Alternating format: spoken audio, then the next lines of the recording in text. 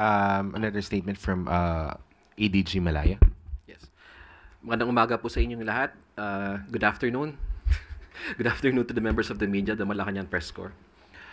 In response to the calls of Gabriela Party List Congresswoman Arlene Brosas asking the President to abolish the NTF-ELCAC, I am sorry to relay the bad news to them that the President made it clear today that he will never abolish the NTF-ELCAC. The President, as chairman of the NTF-ELCAC himself, recognizes the success of the task force in decimating the terroristic activities of the CPP-NP-NDF. And if I may quote the President this morning, I'm encouraged by the reports. Our efforts are bearing fruit. We have to continue.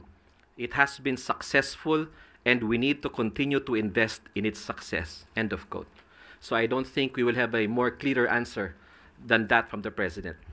Let me put on the record that it was the NTF-ELCAC that dealt a heavy blow to the CPP-NP-NDF. That is why the NPA now is at its lowest point in its more than 50 years of reign of terror in the countryside.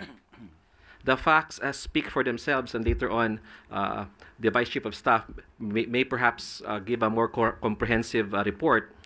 There is now only one remaining weakened guerrilla front in the province of Camarines Sur.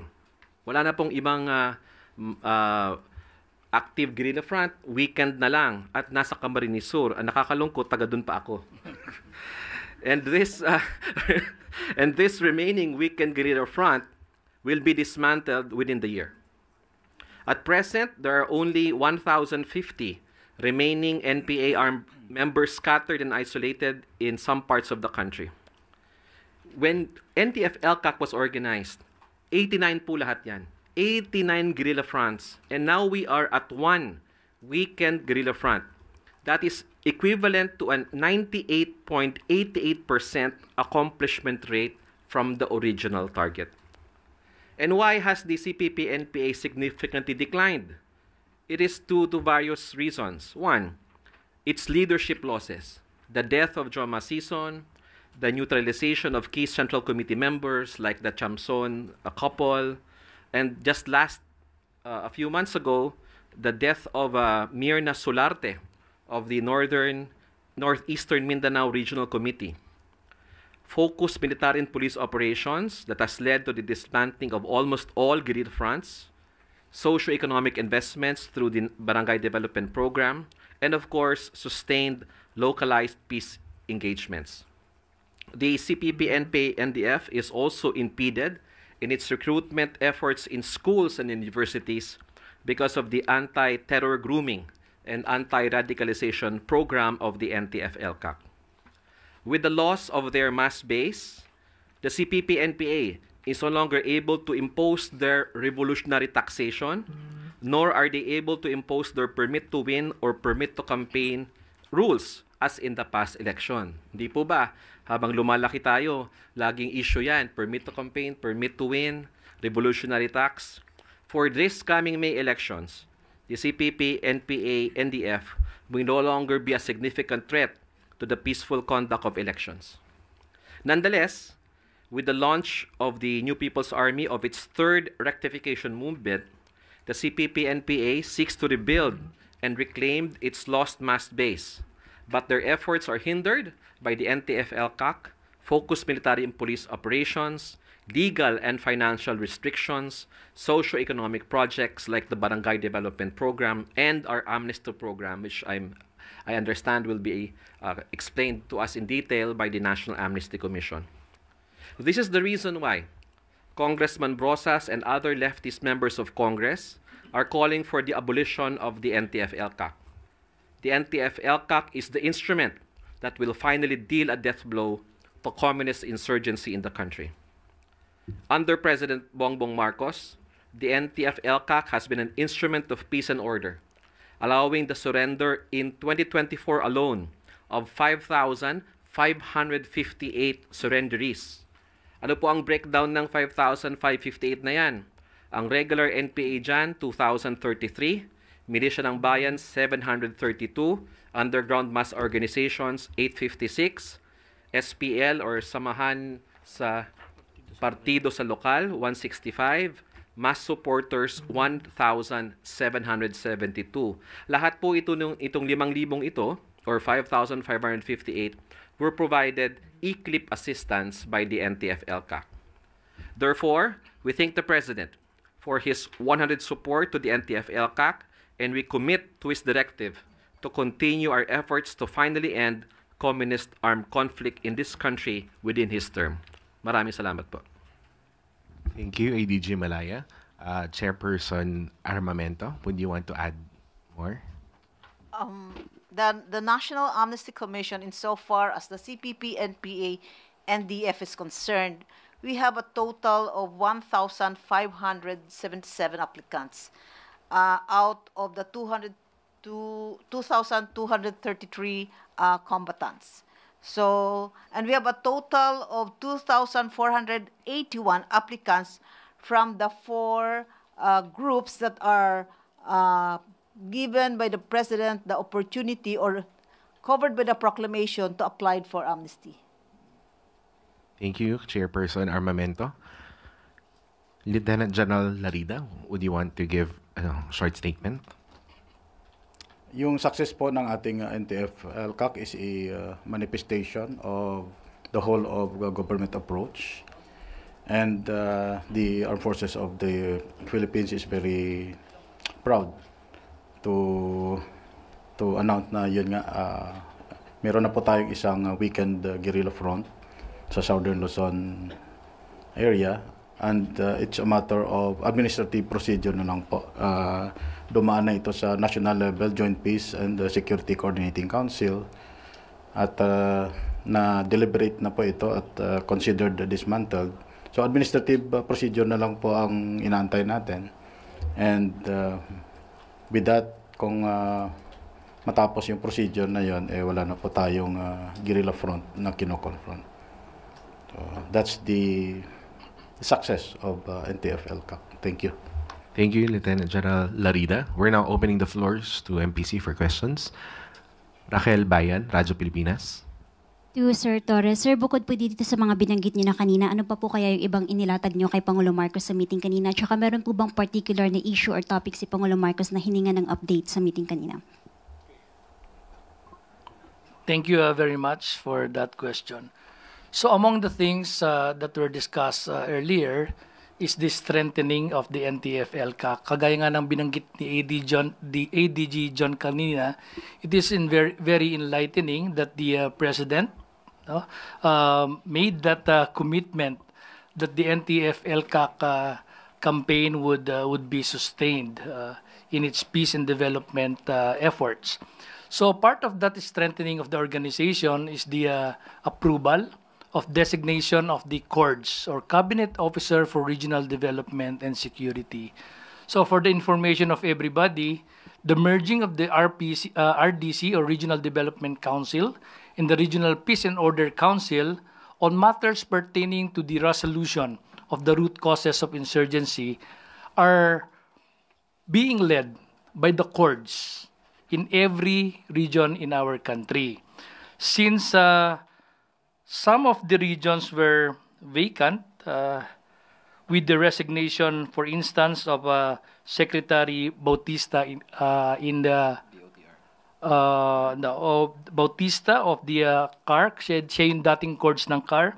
So this morning he was replaced by Secretary Arsenio Balisacan of NEDA as CORDS of CAR.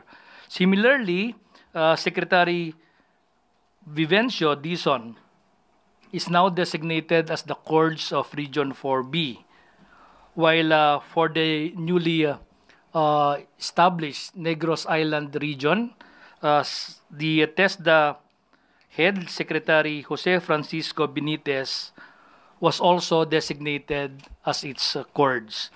Other than that, there were some designations also and adjustment in the organization of the NTF-ELCAC.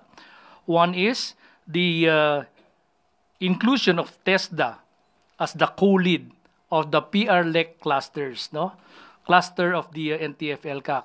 By the way, there are 12 different clusters under the organization of the NTF-LCAC with 17 Joint Regional Task Forces LCAC all over the country. So yung PRLEC, Poverty Reduction and Livelihood Employment Cluster, which was led by the Department of Agriculture alone. So with the approval of the EXICOM and the President this morning, of the test that to be the co-lead ay dalawa na po sila mag-lead ng PRLEC cluster. Also, OPAPRO was included as co-lead of the DILG and the DND in the ECLIP and Amnesty Program cluster. Likewise, of course, the National Amnesty Commission was also made a part of the EYAP cluster. Again, it's the ECLIP and Amnesty Program cluster, one of the 12 clusters of the NTF-LCAC. And also, the Department of Migrant Workers was made a member in 5 different clusters, namely International Engagement Cluster, Basic Services Cluster, and then the SUCBEM Cluster or Sectoral Unification, Capacity Building, and Employment Cluster. Stratcom cluster. So DMW will be now a part of the cluster headed by ADG Malaya. And the 5th cluster wherein DMW was made a member of is the PRLEC cluster, Poverty Reduction and Livelihood Employment cluster. So other items that were discussed, of course, are pertains to the sustainment of the Barangay Development Program, and the NAP-UPD. NAP-UPD is the National Action Plan for Unity, Peace, and Development, which would serve as the roadmap of the NTF-LCAC in the implementation of its programs, projects, and activities from 2025 to 2028. It was actually approved by the President in the 6th Executive Committee meeting last year, November 8th of 2024, and officially launched on December 6, 2024, which coincided with the 6th founding anniversary of the NTF-LCAC. So we are just awaiting for the issuance of a memorandum circular that would direct all the agencies of the government and its partners to provide support in the implementation of the NAP-UPD 2025 to 2028. So details of the BDP program, siguro po ang pinaka, aside from the funding support that we requested from the administration, one significant thing about the BDP program, just to contextualize, yung BDP program po natin, ang beneficiaries niyan, are barangays that were formerly influenced by the CPP, NPA, NDF. Hindi po kasama yung mga barangays na dating na-impluensyahan ng local terrorist group, meaning yung mga Abu Sayyaf group, Dawla Islamiyya, pati BIFF. But this morning, it was recommended by the Executive Committee to the President for the inclusion of such barangays that were cleared by our security forces from the local terrorist group. And there are 280 of those. So it was the decision of the Executive Committee this morning to include those 280 barangays that were previously influenced by those local terrorist groups that I've mentioned, now cleared by them, and then pwede na pong ipasok sa BDP program. So, provinces and the ACT which have these barangays are Zamboanga City, Sulu, Lanao del Sur, Maguindanao del Sur, and what's the other one? And the last one is Basilan. So yung pong 5 lugar na yon ay pwede na mag-benefit starting with 2026, yung mga RCSP natin or Retooled Community Support Program, and then BDP starting 2027. Ang schedule ng implementation dun sa mga provinces and city na nabanggit ko, for Sulu, Lanao del Sur, and Zamboanga City to be the beneficiaries of the RCSP for 2026 and BDP 2027. Whereas for provinces of Basilan and Maguindanao del Sur to be beneficiaries of RCSP 2027 and BDP 2028. So for the regular BDP barangay development programs natin, we are happy to note from the President himself that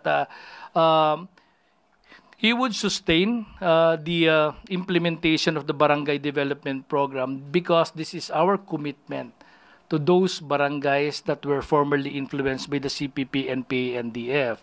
So as we speak now, we are serving 4,830 barangays from 2021 to 2025. But then we still have to serve more than 3,000 barangays up to 2028. So schemes and funding efforts, funding on how to generate the necessary fund for the BDP in more than 3,000 barangays was discussed a while ago, and there is that commitment from the government to complete the implementation of the BDP barangays on or before the end of this term of this administration. So there are other things because there are a lot of items actually that were discussed this morning, but I'll kasi yung tanong naman ni Ma'am kanina is about those lang yung BDP and how we strengthen the NTF LCAC. Maybe later on some of the topics that were discussed, actually a lot of the topics discussed are related to the function of the National Amnesty Commission, and then special mga farm to market roads that yung funding ay na-approve din po kanina. I can discuss that in detail the next round na lang siguro. Maraming salamat po. Pero sir, how much budget po kaya yung kakailanganin natin para sa inclusion ng 280 barangays by 2026? I-rectify ko lang, you're referring to the LTG barangays, no? So for Sulu, Lanao del Sur, and Zamboanga City, yung RCSP lang muna. This is a multi-agency team that goes to the community that were cleared from any terrorist group, no? They determine the needs of that community. And then saka po papasok ang BDP after RCSP. Now, dun sa scheme na present natin kay Pangulo kanina, it would entail an addition of 73 million pesos per year starting 2026 for the RCSP. And then dun sa BDP barangay, ang ating program kasi is if that's 280 barangay, so yearly we've been proposing 10 million pesos per barangay.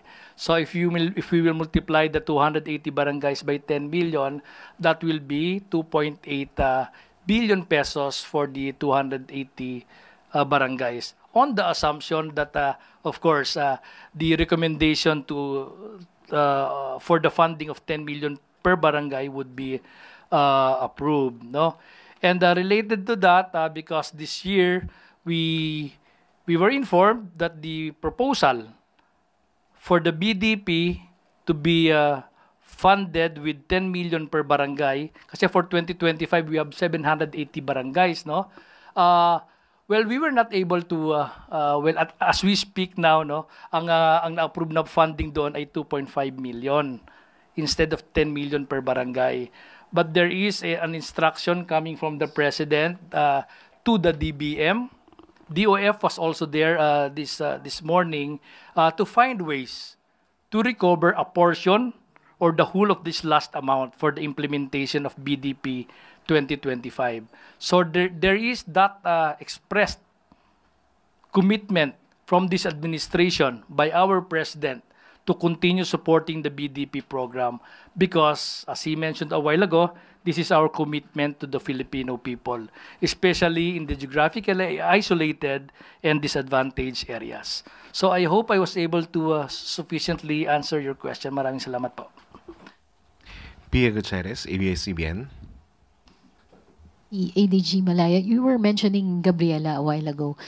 Just now, the Gabriela Women's Party filed a complaint in the COMELEC against the NTF-LCAC. They're accusing the task force and other personalities of red tagging as well as gender-based sexual harassment during the election period, particularly yung supposed continuous, vicious, and systematic vilification campaign by the NTF-LCAC, which they say are in violation of COMELEC Resolution 1116 or the anti-discrimination and anti-discrimination guidelines. No? So, sabi ni First Nominee Sara Ilago, when they red tag and harass the Gabriela Women's Party, they are attacking not only the party but also attempting to silence the collective voices of women in and out of Congress. Your comments, sir. Thank you for the question. First and foremost, wala pong basihan yung mga paratang na yan si NTF-LCAC. Red tagging has never been the policy of the NTF-LCAC. If any, it is the former rebels who are the ones red tagging them. No, we have many individuals who were part of the movement, of the communist movement, who have now joined mainstream society, and they are the ones exposing these individuals. No, those people that they were part that they know for a fact were part of the communist movement. So I think the Gabriela Women's Party list is barking up the wrong tree. They are, again, as expected, kaya nga sabi ko, assailing the integrity of the NTF-LCAC because the NTF-LCAC is the instrument to destroy the Communist Party of the Philippines New People's Army. Kaya pinag-iinitan kami. No? But we are very confident of what we have done. Kami sa NTF-LCAC, we do not engage in red tagging. No? It is the former rebels who are the ones, no, who are exposing and telling the truth about them. If you remember, there was this hearing in the Senate, no, called by Senator Bato de la Rosa, and former rebels spoke there under oath and pointed to many members of the leftist groups, no. So ito pong itong mga paratang na ito is an effort on the part of the Gabriela Women's Party list to harass and intimidate the NTF-LCAC. And as I said in my opening statement kanina, these efforts will not bear fruit because as the President himself said very clearly this morning, the fruits of the NTF-LCAC are very clear to see. It's bearing fruit and government must sustain these efforts so that we can finally put an end to communist insurgency in the country. Another question po kay Attorney Armamento. Ma'am, in a previous interview, you mentioned that you have requested the Office of the President to grant the NAC yung authority to issue safe conduct passes sa mga rebels who may want to apply for amnesty. Ano na po ang update dito? Kanina po, this was also taken up kanina sa meeting and it was directed by the President na i-fast track na ito kasi the complete staff work was already done.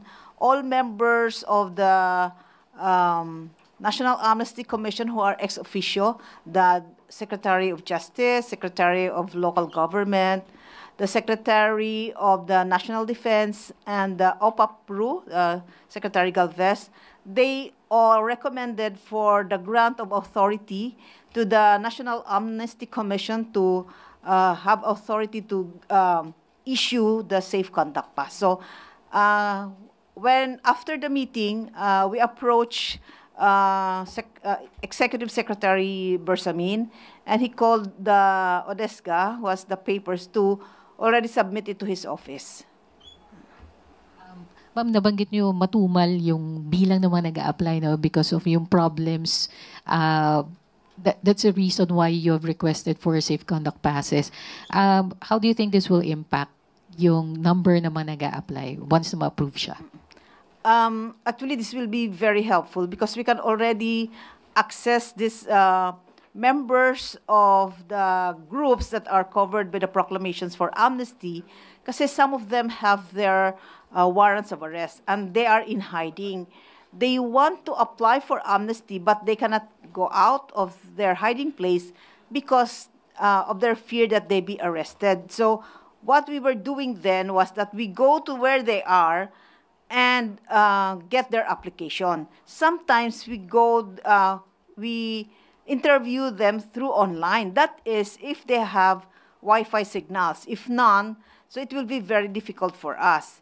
At yung sinasabi namin na matumal, sa awa ng Diyos, marami na bumilis po ang aming application ngayon because what we do is we go to the communities with the help of the OPAPRU, AFP, and PNP. So they set up what they call the one-stop shop, wherein we bring there our people with all their services, and we accept their applications. And then the public attorney's office is also assisting us and the prosecutor's office to administer oath to these applicants. So like we had in Basilan, this was sponsored by the OPAPRU. For one day, we had 127 applicants. In Negros, we have like a total of 67 applicants for the 2 days. Last question lang po, General Larida.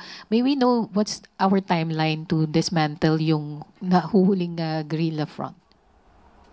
And what are the challenges that we're facing right now? Sa nabagit nga po kanina, nasa administrative procedure na lang po yung sa sa declaration yung natirang weekend guerrilla front as dismantled.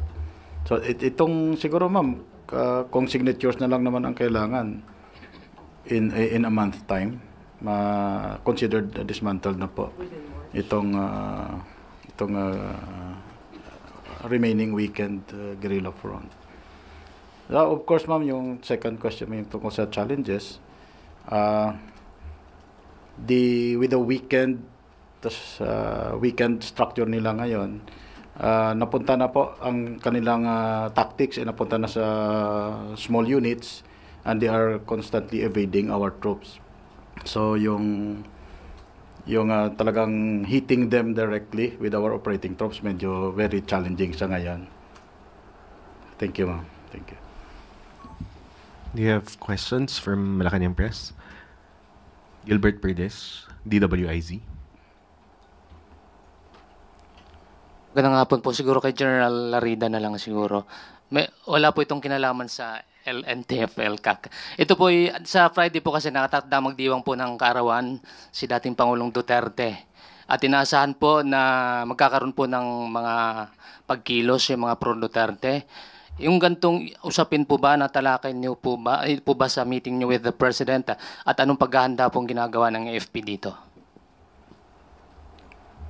Ang Armed Forces of the Philippines po is mandated to support the Philippine National Police sa law enforcement operations. So ang reaction po ng AFP is kung ano po ang i-request ng Philippine National Police. Sa other matters po, I might reveal operational and tactical matters already that I have no authority to reveal. Yung ibang statement about that, we will defer to the statement of the Department of National Defense, sir. Thank you, sir. Pwede po pong, sa gitna po ng political noise po sa bansa, anong assurance po sa taong bayan, yung AFP, na para manatiling loyal po sa Constitution yung militar? Yung ating Chief of Staff po, si General Romeo Bronner Jr., palagi niya pong kinakausap yung ating mga field commanders, at isa lang ang marching orders to remain loyal to the national flag and always perform our task in accordance to the Constitution. Rest assured po that the Armed Forces of the Philippines is one and united in serving our nation. And that is, again, to perform our mission in accordance to the Constitution. Salamat po. Thank you, sir. Okay po. Thank you.